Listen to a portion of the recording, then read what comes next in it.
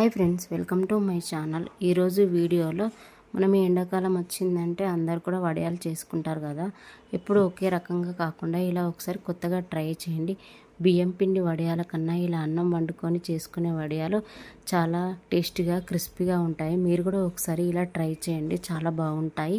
Full video అయితే link ఇస్తాను, open చేసి చూడండి, చాలా బాగా అర్థమవుతుంది. వడియాలు చేయరాని వాళ్ళు కూడా ఈజీగా చేసుకోవచ్చు. ఇలా చేసుకుంటే ముందుగా దీనికోసం అయితే అన్నాన్ని అయితే మెత్తగా వండుకోవాలి. వండిన తర్వాత అయితే ఇది చల్లారిన తర్వాత మన మురుకులు మిషన్ ఉంటుంది కదా, అందులోకి వేసి అయితే ఈ అన్నాన్ని వడియాల్లాగా చేసుకోవాలి. ఇవి ఒక రోజులో అయితే ఎండుతున్నాయి కాబట్టి ఇవి ఎండిన తర్వాత స్టవ్ వెలిగించుకొని కడాయి పెట్టుకొని ఆయిల్ వేడెక్కిన తర్వాత ఇవి వేయించుకొని తింటే చాలా బాగుంటాయి, టేస్టీ కూడా ఉంటాయి.